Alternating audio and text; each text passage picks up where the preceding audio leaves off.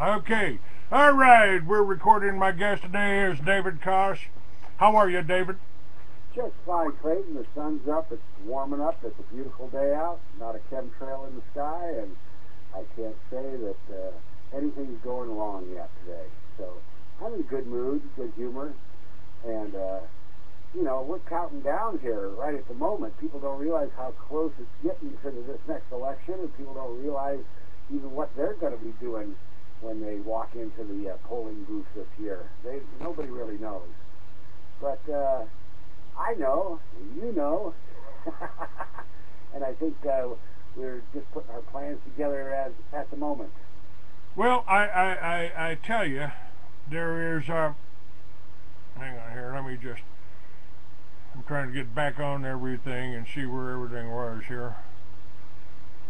I know there's a lot of talk about Ron Paul, and people are all scratching their heads and saying which way is he going to go and what's he going to do. But, you know, the guy's 70 years old. I mean, he's still lucky to be walking around smiling with all his teeth in his mouth if he's got them all. But, you know, I don't think he's our hope for the future. And he's probably a great guy, and he can work with the, you know, the new president and whatnot, but I don't think he's going to be the man for the job. But, you know, other than Mitt Romney and a few other clowns, there's nobody really running this year yet in the primaries, and so it really doesn't worry me too much. I think if anybody would get up and have some good ideas and how to clean up this mess we got and how to straighten this country out, I think practically anybody could take this next election. Well, I know that you want to run for president. Why do you think? Now, you've got no political experience. You've got a book out. It's called Farm Physics, and it's about spinning your liquids here. Yes, sir. And which I do every morning, folks. And you know, who knows? I don't know what works, what doesn't work. I don't go to doctors. I don't get examinations, and I feel fine, and I'm healthy, and I don't take any kind of vaccinations. But so possibly this works, and it certainly doesn't take any more of this than it does praying over your food and giving thanks for what you got, does it? No, it doesn't at all. And what it does, though, is it molecularly influences the fluid to spin to the south like your own body spins on the molecular level, and that's what's so incredible about it. It doesn't cost a cent. It doesn't take any more than 13 seconds to do, and I'll tell you, at our age, I'm ready for anything that'll work. I'm sick and tired of all the diets and all the programs. By the way, folks, I recommend that you do this on water that's been processed by reverse osmosis, so it doesn't have you know, any more than aluminum or fluoride than you would get walking around outdoors. Well, the thing about all the aluminum and fluorides and all the junk that's in the water, even if you're drinking water out of the ground, which has iron and minerals in it, is the filtering system will work on your water, but to molecularly influence it, that means the electron, you're going to spin it to the south instead of to the north like it all spins when it comes through a metal pipe. That can only be done electrically, and the best way to do it, other than Life's old electrical stimulation system, is to just make 3 circles with your fingers and hold it next to your glass. Now, you do this to soda pop or beer for about 30 seconds, it'll make it go flat as a pancake, and you don't even have to open the can to do it to the beverage. But it makes a glass of wine taste sweet and delicious by removing the bitter bite at the end, and that's something that most wine connoisseurs around the world will appreciate when they hear about it. But Clayton, this is all just information that I've obtained, and I wanted to share it with the general public, so I put it out in that book, and I got 3 videos on the YouTube, which I'd like to ask all the viewers to pull up and listen to. They're called A New Cure for Cancer, lessons 1 through 3, and you don't even need to buy the $10, $12 book. You just watch the video today, and you'll know as much as you need to keep on going on this course of life we're all on. But there's more than just for us spinning our fluids. We've got to wake up and come together as a people, as a country, as a nation, in order to thwart this oppressive and I can only say evil empire that's upon us now. And it's not just this country's mechanics or government. It comes from Central Europe, and it's backed by the Rothschild Zionists, which have been behind this whole scam ever since, the Roman days. But in order to do this, we've all got to come together. That's black, white, red, yellow, all colors, and we all got to vote in the same direction. That's the only way you're going to ever get anything done in this government or in this system we're living within, is to organize ourselves consciously and decide what we really all want to do for ourselves and as a nation. So this next election is going to come down to it, and I actually think we're going to be able to do it. The best way to win a race is to hang in the rear out of sight until the last lap. Now, you do have some plans. Tell me about this one site that you're on, and you need to send that over to me on Skype or by email, so we can. I'll put that under the site. You've actually registered with this one website, isn't it? Oh yes, this site's called nationofchange.org. Nationofchange.org. Okay. Yes, and they are registered in all 50 states now with the Electoral College. And they are seeking their presidential candidate for this fall. But the only person that I've heard them talk about it all was Ron Paul. And so I've sent them 3 of my books and a 5-page resume of mine. And I've spoken just through over the internet with one of their secretaries a couple days back. And it's still in the decision stage, so I can't say that I'm running for the party yet, but that's who I have applied to represent. Is it this Nation of Change? What's the name of the party? Is that the name of the party? That's the name of the party, and that is the name of the game, so to speak, this time around. Is change our tax system, change our economy, change the way we do everything, the food we produce, the fiber, even all the way down to the fiber. And so, this is our opportunity to change this time, Clayton, and I hope and pray that we all can and will. Well, now I've been in this battle here for a lot of years, and I've seen parties coming together. The Taxpayer Party. Howard Phillips started that. That became the Constitution Party. The Constitution Party is going right now. Their last candidate that they ran for president was Chuck Baldwin, who is a good man. Okay, blog radio. All right, I'll fix that. I'll fix that.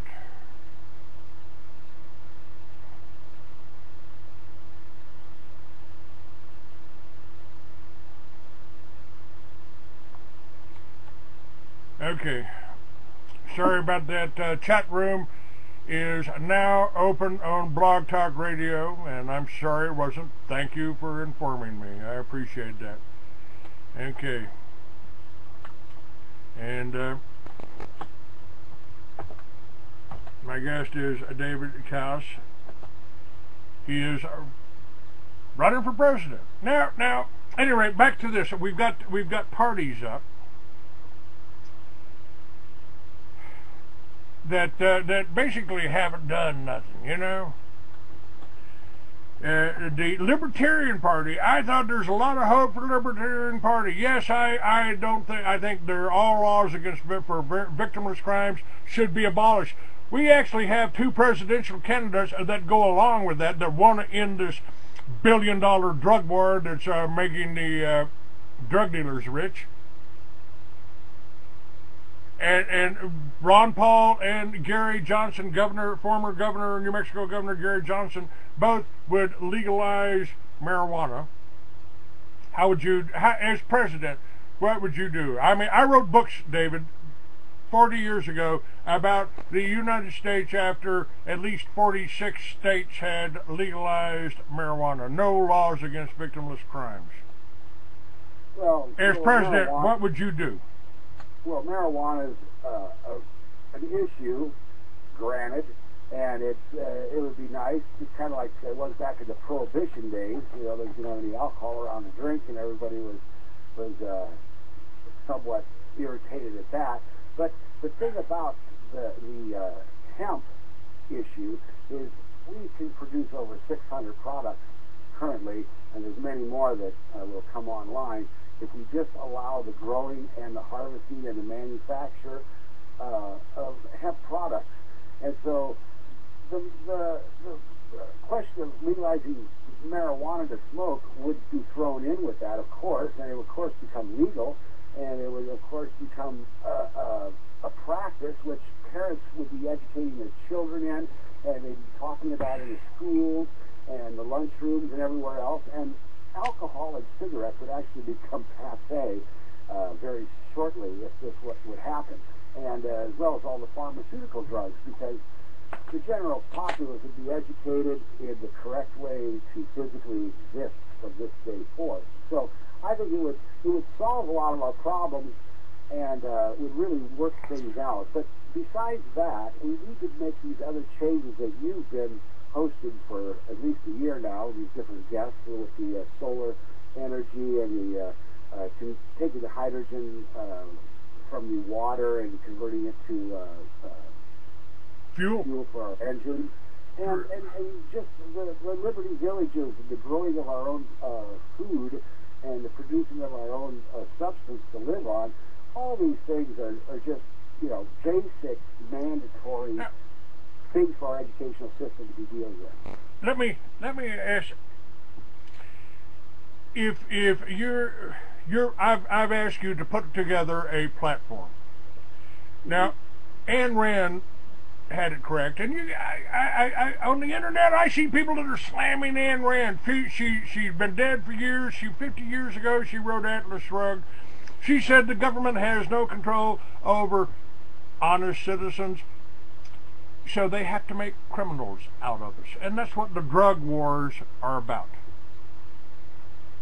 Is it not? Well, yes, it is. It is. Now wait a minute. Just a minute here. Let me. I'm leading up to something here. Over probably 50 million Americans have smoked marijuana, and a lot of those Americans have been put in jail for it. They've been made into criminals for smoking something God gave us. And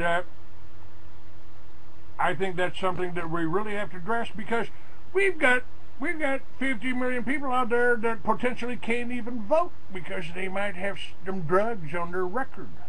Well, that falls under the victimless crime issue.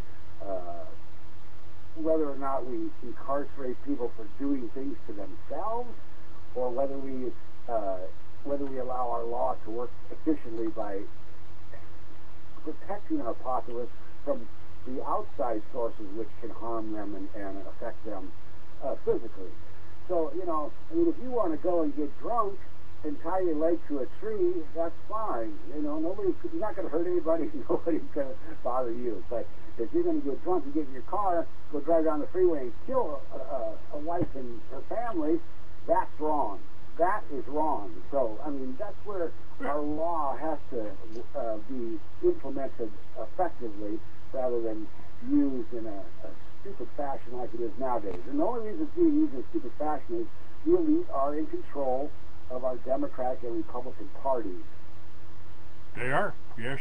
They fund both sides of any conflict. They fund both parties, and they're, you know, I've referred to the Republican and Democratic Party as two wings of the same bird. Now, what they do, oh, you're a liberal? Well, I'm a conservative. You know, oh, you're a Muslim? Well, I'm a Christian. I'm a Jew. This is all divide and conquer. They are manipulating the media to keep you doing that, to keep you running in circles, to keep you in that friggin' cage that you're in, inside the rat, to make you feel like you're free. You know, now, David, we've got how many criminals do we have in this country? We have more people in prison in this country than any other. They don't protect the borders because they want to send the criminals up here that can't get jobs, because that helps build the police state. Who makes the money? Okay, let's say you're a heroin addict, and you just want to go out and score a little bit of heroin. I don't give a shit if you want to sit over in that corner and stick that needle up your arm, you know, put a bell on your ear so I know when to come pick the body up. Well, but now wait a minute. Now, the alternative to that is for you, Mr. Taxpayer, to spend $50,000 a year giving this guy room and board. And you made the money off the heroin that he brought in because our troops are guarding the heroin poppy fields in Afghanistan, which produces 90% of the heroin here. Well, that's the problem, Clayton. That's the root of it. We're paying taxes, and our government's allowing it to continue to go on. So that's a direct violation of what taxes are supposed to be provided for. They're supposed to be to serve the people. But that's the trouble with our fouled-out system anymore. The Democratic and Republican parties are both corrupted, and they're both controlled by this elite. Now, are the prisons? Now, in Mexico, in New Mexico, they started doing private prisons, but those private prisons are controlled by major corporations, and they make money off of the taxpayer for putting somebody that's smoking a joint in prison. Right. Well, the whole thing comes down to the way we're all taxed. Our tax system. You don't have to pay any Social Security tax over, what is it, $108,000, $110,000 that when your wages are. So that's part of the problem there. And the other part of the problem is our inheritance. When someone dies, all the money that they have acquired and earned in their lifetimes all goes into someone else's pocket. It hasn't done a damn thing. So those are two key issues that we need to eliminate in our tax system, is the way our inheritance works and the way our populace doesn't have to pay its own Social Security if it earns enough. So those are two of the big issues. Well, now, David, let me just state this, that every plank on the Communist Manifesto is intact in America, including the heavy progressive income tax, the confiscation of property of all immigrants and rebels. Oh, you haven't got that tomato plant approved by the government? Woo, we're going to have to seize that. Man, your pig's got the wrong color hair. We're going to have to kill that. That's to keep the farmers from building up. And now they're in the third stage. They're going after the veterans law enforcement that might still honor the Constitution. Right. Nothing wrong with our Constitution, folks. You know, as Benjamin Franklin said, you know, what form of government have you wrought first, Mr. Franklin? A constitutional republic, if you can keep it. Now, David, again, you're running. Now, it seems to me, if you want to restore gun rights to millions of Americans, give them the right to vote, give them the right to, and tell them, if you back me here, we will change the way it's done. If you want to smoke dope, if you want to snort coke, go to your house and do it. Don't do it on the street. Don't do it while you're driving. Don't hurt anybody else. Don't steal. And the government won't bother you. How about if we do this? Don't make it and sell it. Make it and use it. Don't make it and sell it. Because anybody's going to use that junk is going to be dead in a couple of years just from the use of it. But if you're going to make it and sell it, then you're infringing upon everyone else's right to life, liberty, and happiness. So just make it and use it yourself, okay? Well, look, rather than, how about if we set up little vendor booths along the border so the Mexicans can come up and trade with the Americans. If we want their cocaine, if we want their marijuana, if we want their apples, if we want their oranges, we can go down to the border and buy it, turn around and go home without having to worry about getting stopped on the way home. No, nobody will stop you from doing anything. Except the wrong things, not the right things. Well, that's just it. So, you know, things had to get this bad before they could get that good. So, actually, we're living at a time right now when we've got everything before us, and they're trying to take it all away from us. So, I mean, we're living at the best time in history on the planet Earth for making this change. And all this talk about this new age and all these different aliens and whatnot, I just want to take a minute to let the audience know that there are two different alien sources that I've been reading about and have even gotten to know. And the incorrect one is the Galactic Confederation of Light. That is the wrong group.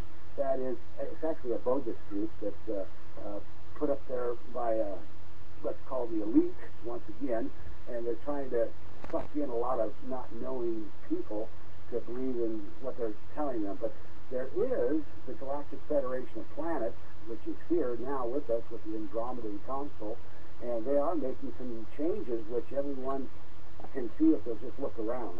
They've stunted both the HAARP systems in Alaska and Nevada, and they're also breaking up the chemtrail effects over our heads.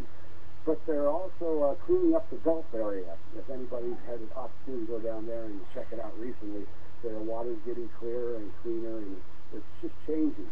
So, there's, like I say, there's a bit of two-handedness still going on, even on the internet and around. So I just wanted to let everybody know that it's not the Confederation of Light. It's the Galactic Federation of Planets that you want to listen to and become knowledgeable about what's happening. The Andromedan Council has recently, I understand from keeping my eye on the internet, just destroyed the largest reptilian undersea base, which is located off the Nicobar Island area. It's part of the Indian Ocean over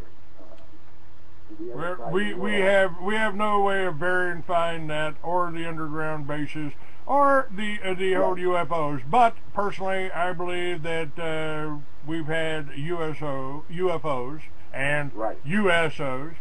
We've had those for about 10,000 years, maybe 100,000 years. I don't think there's I don't think we got any alien visitors. I think they all came from here and they come back occasionally.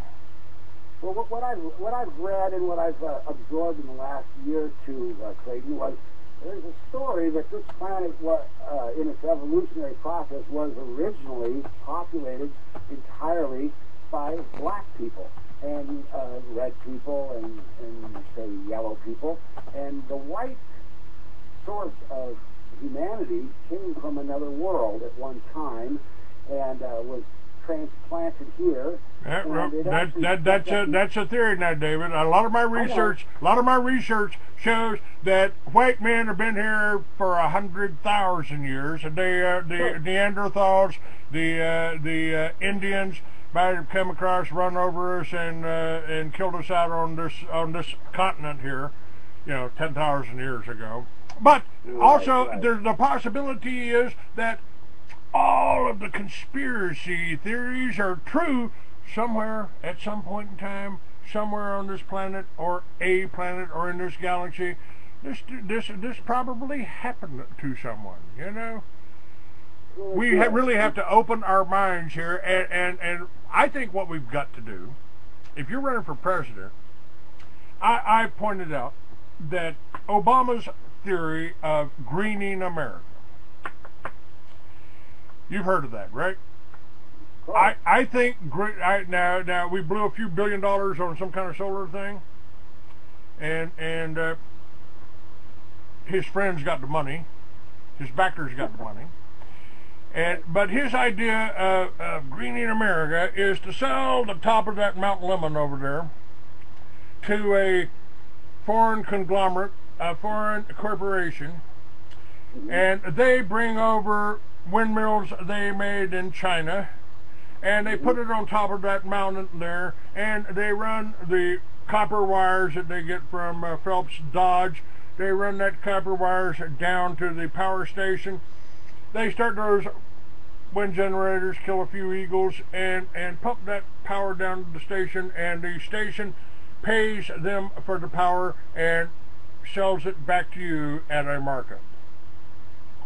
Is that an accurate view of the power industry? And you could add nuclear power plants and anything else you want to that, right? Well, yeah, exactly. It's all we make it, and you buy it. Okay, when it's gone, it's nothing. My idea of greening America is going back to the foundation of every civilization, the self-sufficient family farm. In every home in America, you put a windmill and a solar on their roof.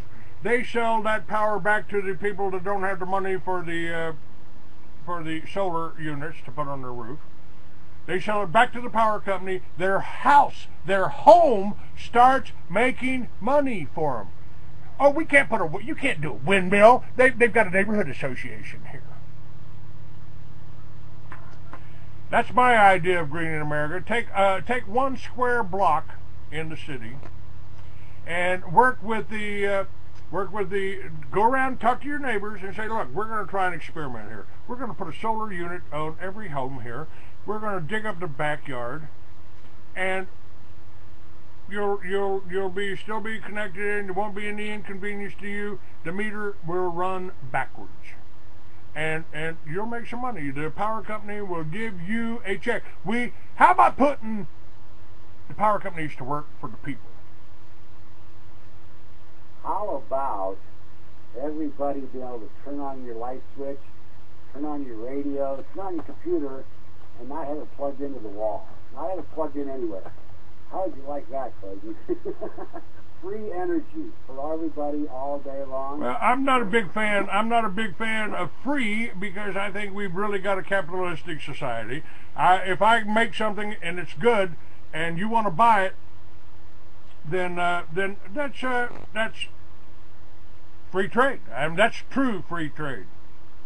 So granted, you're not, any individual is not going to be open and generous with someone, a stranger that they do not know. But if this stranger comes up and keeps giving you things every day, and after a while you just figure that this guy has your best intent, best interest in mind, I would ask the guy to sit down and have some supper with me. Or I would say, hey, you want a drink of water? Or hey, can I do something for you? You've done a lot for me.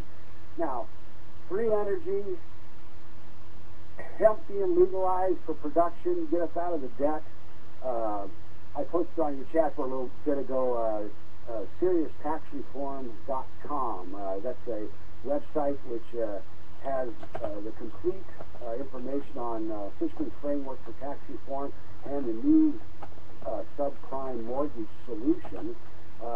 If you're a populist and you get all these things handed to you, I would think you would at least listen to what that person is trying to tell you and trying to encourage you to do this November. That is, go in and vote all together and make this next election a turnaround for this country rather than see it sink completely into the sunset. But I would have to be offered some good things too before I would vote for someone, or I would have to be offered some good things before I would ask the person to sit down and have a drink and a meal with me. But I think that's what's going to happen. And I've been talking to a few people this last week, and we've been chit-chatting it over, and they seem convinced too that the college-age people up to about 32 is what we need to target for our voting populace this summer, Clayton. I think if we get this word out on the internet, on the YouTube, and we stop by and visit in person